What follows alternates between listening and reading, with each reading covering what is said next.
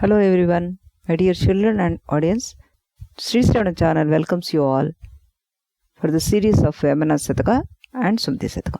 GuNadev is going to recite a poem from Vemana Sataka. Let us listen to him. Hello, I am GuNadev and I am 7 years old. Today's poem for Sreepada story box is kulamulOna nokaDu GuNavamtumDunDina kulamuvelayu vaani guNamu cheta velayu vanamulOna malayajambunnaTlu ViSvadaabhiraama vinura vEma. Very good job, GuNadev. Excellent. The meaning of this poem is, the existence of virtuous person brings fame to the entire clan, just like the presence of one sandalwood tree gives fragrance to the entire garden. Let us listen a story based on this poem. That is Bhaghiratha's story. As you all know, Bhaghiratha is a rishi who brought Ganga to the earth. Now let us start the story. Bhaghiratha was a king of Kosala, a kingdom in ancient India. He was descended of great king Sagara of Suryavamsa or Sun dynasty. He was one of the forefathers of Lord Rama of Ramayana. As we said, he belonged to a clan of King Sagara of Ikshvaku dynasty. Sagara had 2 wives and many sons. Once, Sagara performed a ritual called Aswamedha Yaga to become an emperor. A horse was let free to roam around the places. All the kingdoms covered by the horse would become part of Sagara's kingdom. Sagara's son followed the horse, but after few hours lost the track of the horse and started searching for it. They finally found the horse grazing near hermitage of the sage Kapila and ran after the horse to catch it. Sage Kapila, who was in meditation, was disturbed by the noise. Enraged sage burned the princess to ashes. When Sagara heard the sad news, he felt deep agony and requested his only grandson Anshuman to help the princess attain salvation. When Anshuman requested the sage Kapila for the advice to fill his father's desire, the sage told that the princess would attain salvation if the celestial river Ganga was brought down to the earth and made to flow over their ashes. Anshuman assured his grandfather that he would try to bring the river Ganga to the earth. Sagara crowned his grandson as the king and retired to the forest to meditate. However, Anshuman could not succeed in getting river Ganga down to the earth and handed over the responsibility to his son Dilipa. Dilipa also could not succeed. Hence, after his death, his son Bhaghiratha took up the responsibility. Bhaghiratha set out to Himalaya mountains and spent years in deep meditation and penance, praying to a holy Ganga. Finally, goddess Ganga appeared before him and agreed to flow down to the earth. She said that her cascading force from heaven would wash out everything from the earth. Bhaghiratha then prayed to Lord Shiva to control the force of Ganga. When river Ganga gushed down from heaven, she was totally controlled by Shiva by letting her land on his matted hair. Bhaghiratha prayed to Shiva to release one stream at least onto the earth. Shiva was pleased with Bhaghiratha's prayer and released a thin stream of Ganga through the locks of his hair. Ganga continued to flow following Bhaghiratha. On the way, river Ganga flooded the hermitage of the sage Jahnu, who in his anger drank the whole river in one gulp. Bhaghiratha was disappointed and begged sage Jahnu to release Ganga for the sake of salvation of his ancestors. Jahnu was pleased with the request and released the Ganga through his ear. Because of this incident, Ganga was called as Janhavi. Bhaghiratha could finally take river Ganga to the place where the ashes of his ancestors lay.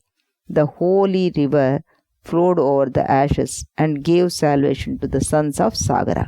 With his determination, Bhaghiratha not only brought the holy river Ganga to the earth and fulfilled his responsibility, but also brought good name in his family.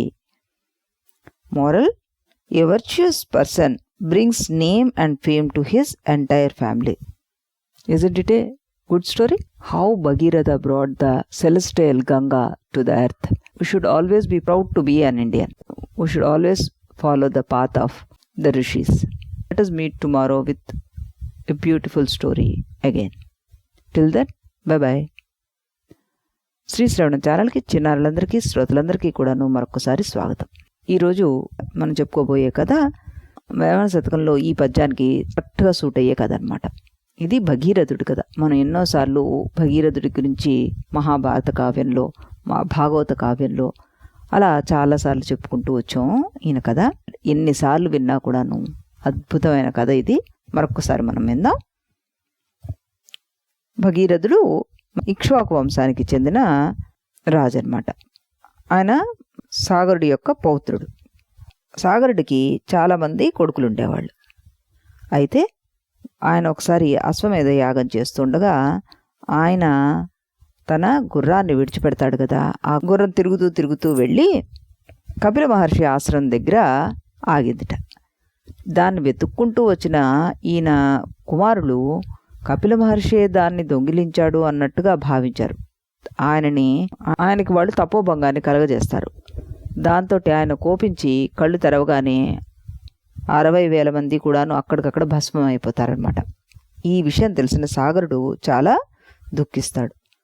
ఈ దుఃఖంతో తన జీవితాన్ని చాలించి తలుచుకొని తన మనవడైన అంశుమనుడికి పట్టాభిషేకం చేసి తను వెళ్ళిపోతాడు. అంశుమన్ కూడాను ఈ కపిల మహర్షి దగ్గరికి వచ్చి వాళ్ళ పినతండ్రుల్ని తండ్రుల్ని వాళ్ళకి ఏ విధంగా ముక్తి కలగజేయాలి అని ఆయన అడుగుతారనమాట.